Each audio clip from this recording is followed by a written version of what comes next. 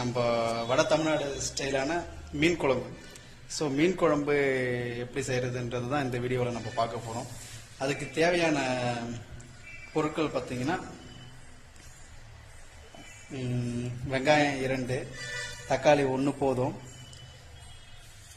வெந்தயம், தேவையான அளவு உப்பு, புளி கரைசல், அப்புறம் தேவையான அளவு மிளகாத்தூள். நம்ம மீன் குழம்புக்குன்னு தனியாக மிளகாத்தூள் போடணும்னு அவசியம் இல்லை. நம்ம கடையிலேயே மீன் மசாலா இருக்குது, அதை வாங்கிக்கலாம். இல்லைன்னா நம்ம வீட்டில் நம்ம எல்லாத்துக்கும் சேர்ந்த மாதிரி நம்ம அரைச்சி வச்சுருப்போம். மிளகாத்தூள் அதை சாம்பாருக்கு போடலாம், மீன் குழம்புக்கு போடலாம், வத்த குழம்புக்கு போடலாம். எல்லாத்துக்கும் பொதுவாக நம்ம அதில் எல்லா இன்க்ரீடியன்ஸும் மிக்ஸ் பண்ணி அரைச்சி வச்சுருப்போம். அந்த மிளகாத்தூள் யூஸ் பண்ணிக்கலாம். அடுத்து வந்து பார்த்தீங்கன்னா மீனுக்கு பார்த்தீங்கன்னா ஒவ்வொரு ஏரியாவில் ஒவ்வொரு பேர் இருக்கு. இது வந்து பார்த்தீங்கன்னா சுடும்பு மீனுங்கிறாங்க. ஒவ்வொரு ஏரியாவில் பலதரப்பட்ட பேர் இருக்கு. இந்த மீனை வந்து நல்லா கிளீன் பண்ணிட்டு இந்த மாதிரி சின்ன சின்ன பீஸாக கட் பண்ணி வச்சுக்கலாம்.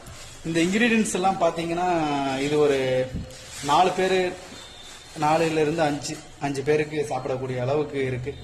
அடுத்து இந்த புளி கரைசலை பாருங்க. புளி கரைசல் ஒரு பெரிய எலுமிச்சம்பழம் அளவில் புளி எடுத்துட்டு ஒரு 10 நிமிஷம் ஊற வச்சு நம்ம இதில் வந்து புளி கரைசலை ரெடி பண்ணியிருக்கோம். அப்புறம் அடுத்து பார்த்தீங்கன்னா எதுக்கு இந்த மண்பானையில் இதெல்லாம் பண்ணுறோன்னா, மண்பானையில் வந்து கூடுதலாக நமக்கு வந்து டேஸ்ட்டை கொடுக்கும். அந்த காலத்துலலாம் மண்பானையில் தான் வந்து குழம்பு சாதம் எல்லாம் வச்சு சாப்பிட்டாங்க. கூடுதலாக வந்து டேஸ்ட்டை கொடுக்கும். அதுக்காக தான் வந்து நம்ம மண்பானையில் செய்கிறோம்.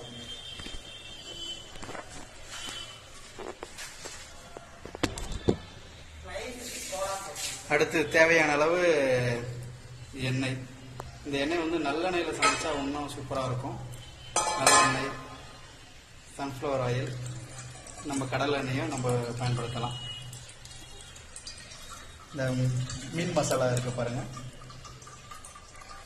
கறி மசாலா, ஆச்சி மீன் மசாலா தேவையான அளவு. அடுத்து எப்படி செய்யறதுன்றதை செய்முறையை பார்க்கலாம்.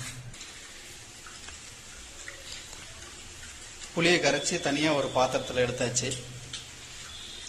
ஒரு முறைக்கு 2 முறை 3 முறை புளியை கரைச்சி அதில் இருக்கிற நம்ம சாரெல்லாம் தனியாக எடுத்து இன்னொரு பாத்திரத்தில் வச்சுக்கிறோம். ஏன்னா அந்த மண் பாத்திரத்தில் தான் வந்து நம்ம மீன் குழம்பு செய்ய போகிறோம். அதனால் வந்து தனியாக எடுத்து வச்சுக்கிறோம். இப்போ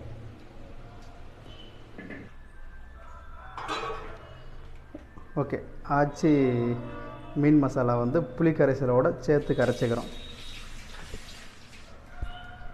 தேவையான அளவு. அடுத்து நம்ம வீட்டு மிளகாத்தூளையும் சேர்த்து நம்ம தேவையான அளவு, அது காரத்தை பொறுத்து நம்ம எப்படி சாப்பிட்றோமோ அது காரத்தை பொறுத்து தேவையான அளவு இந்த புளி கரைசலோடு சேர்த்துக்கலாம். அடுத்து உப்பு வந்து தேவையான அளவு. புளி கரைசலோட ஆச்சி மீன் மசாலா பவுட்ரு, அப்புறம் நம்ம வீட்டு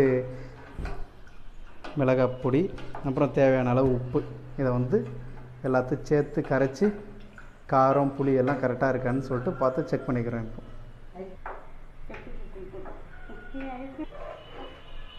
அடுப்பை ஆன் பண்ணியாச்சு. மண்பானையை வச்சுருக்கோம். மண் சட்டி, மீன் குழம்பு சட்டி.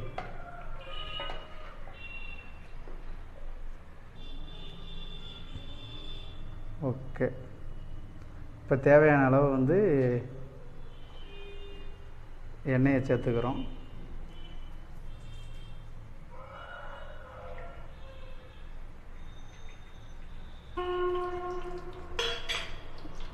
எண்ணெய் காஞ்சிருச்சு.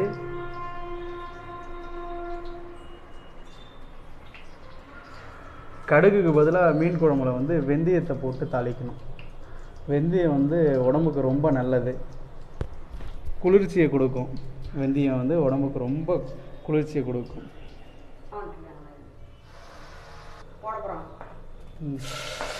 அடுத்து நறுக்கி வச்சிருக்கிற வெங்காயத்தையும் கருவேப்பிலையும் வந்து போட்டு வெந்தயத்தோடு போட்டு வதக்குறோம். வெங்காயம் பார்த்திங்கன்னா 2 வெங்காயம் போதும். ஒரு அரை கிலோவுக்கு மேலே இருக்கிற மீன் 2 வெங்காயம் போதும். வெந்தயம் பொரிஞ்சிடுச்சு, வெங்காயம் கருவேப்பிலையை போட்டு வதக்கிட்டு இருக்கோம். தேவையான அளவு எண்ணெயை சேர்த்துக்கிறோம். வெங்காயம் பொரிய ஆரம்பிச்சிருச்சு, பொன்னிறமாக மாறுது. பொன்னிறம் வந்த பிறகு வந்து தக்காளியை நம்ம அது கூட போட்டு வதக்கணும். தக்காளி வந்து ஒரு தக்காளி போதும். அரை கிலோ மீனுக்கு வந்து ஒரு தக்காளி போதும். தக்காளியை கட் பண்ணி வச்சுருக்கிறோம். அந்த தக்காளியை வந்து அது கூட சேர்த்து வதக்கணும். தக்காளியை போட்டாச்சு.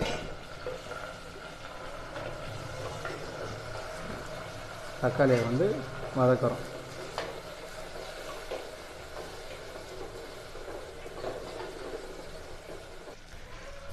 இந்த டைமில் பச்சை மிளகாய் வந்து தேவைப்படுறவன்றவங்க போட்டுக்கலாம். ஆனால் நம்ம வந்து பச்சை மிளகாய் போகணுன்ற அவசியம் இல்லை. ஓகே, பச்சை மிளகாய் நான் ரெகுலராக குழம்புல சேர்ப்பேன். நான் வந்து எல்லா குழம்புலையும் பச்சை மிளகாய் ரெகுலராக சேர்ப்பேன் அப்படின்னு சொல்கிறவங்க வந்து பச்சை மிளகாவும் இந்த இடத்துல ஆட் பண்ணிக்கலாம். அந்த வெங்காயத்தோடைய பச்சை மிளகாவும் சேர்த்து வதக்கிடலாம். இப்போது ரெண்டும் நல்லா வதங்கிருச்சு. அது வதங்குற வரைக்கும் லைட்டாக கிண்டிகிட்டே இருக்கணும்.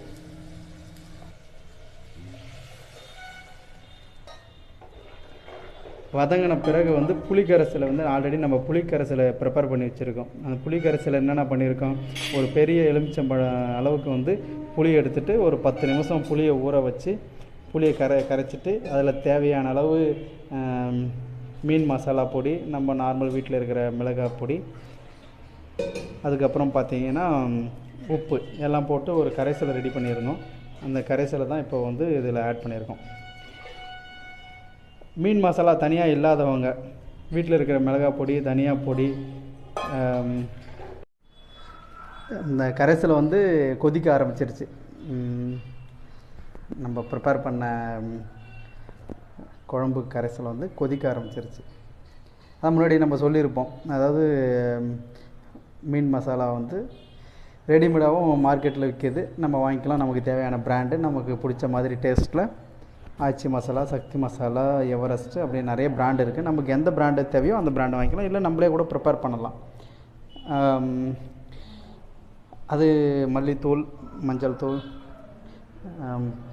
பொட்டுக்கடலை, அப்புறம் மிளகாய் எல்லாம் தயார் பண்ணி வச்சு நமக்கு தேவையான மாதிரி ப்ரிப்பேர் பண்ணிக்கலாம். அது எப்படி ப்ரிப்பேர் பண்ணுறதுன்னு நம்ம தனியாக ஒரு செப்பரேட்டாக ஒரு வீடியோவில் பார்க்கலாம். ஸோ வந்து இப்போது குழம்பு வந்து கொதிக்க ஆரம்பிச்சிருச்சு, நல்லா கொதி வருது. ஸோ இன்னொரு 5 மினிட்ஸ் கொதிக்கணும். ஸோ பாத்திரத்தை வந்து மூடி வச்சிருவோம். ஓகே, புளிக்கரைசல் வந்து நல்லா கொதித்து குழம்பு நமக்கு தேவையான அளவு கட்டியாக ஆயிடுச்சு, திக்காயிருச்சு. ஸோ இப்போ வந்து நம்ம மீன் அலசி கழுவி வச்சுருக்கிற மீனை வந்து இதில் ஆட் பண்ணுறோம். குழம்பு இறக்கிறதுக்கு முன்னாடி ஒரு 5 நிமிஷம் முன்னாடி மீன் போட்டால் மட்டும் போதும். நம்ம சீக்கிரமாக மீனை ஆட் பண்ணோம்னா என்ன ஆகும்னா, கொஞ்சம் மீன் ஆட் பண்ணி கொதிக்க வச்சோம்னா மீன் தண்ணியில் வெந்துட்டு கரைஞ்சிருச்சா நமக்கு வந்து சாப்பிட்றதுக்கான கரெக்டாக வராது. மீன் முழுசாக இருந்தால் தான் வந்து நம்மளால் சாப்பிட்றதுக்கு நல்லாயிருக்கும். அதனுடைய டேஸ்ட்டு நம்மளால் ஃபுல்லாக அனுபவித்து சாப்பிட முடியும். எல்லா மீனையும் நம்ம வந்து இருக்கிற அரை கிலோ மீனை வந்து நம்ம குழம்புல போட்டுட்டோம். குழம்புல போட்டுட்டு கொஞ்சம் லைட்டாக கிளறி விடுறோம். எல்லா மீனும் வந்து குழம்புக்குள்ளே முழுகிற அளவுக்கு கிளறி விட்டுட்டு பாத்திரத்தை எடுத்து முழுசாக மூடாமல் கொஞ்சமாக திறந்துருக்கிற மாதிரி மூடி வைக்கிறோம். ஸோ அடுத்த 5 நிமிஷத்தில் நமக்கு சுவையான மீன் குழம்பு ரெடியாக போகுது. குழம்பு நல்லா கொதிக்க ஆரம்பிச்சிருச்சு. கொதிக்கிறது நல்லா தெரியுது.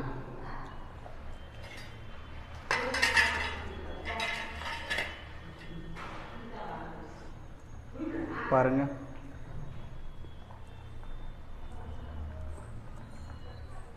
கொதிக்கிற சவுண்டு நல்லா கேட்குதுங்களா?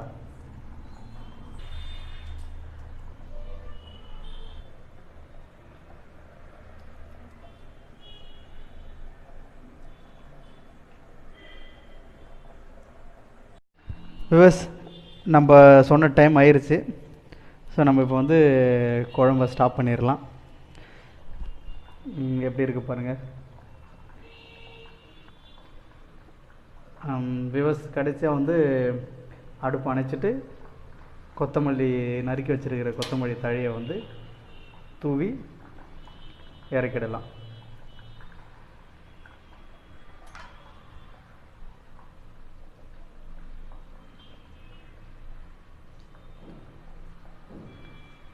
அந்த கொதி அடங்கின பிறகு ஒரு 5 மினிட்ஸில் சாப்பிட ஆரம்பிச்சிடலாம்.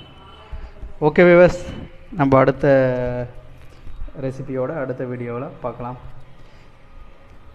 அது வரைக்கும் உங்களிடம் விடைபெறுவது ஐஸ்வர்யாஸ் கிச்சன்.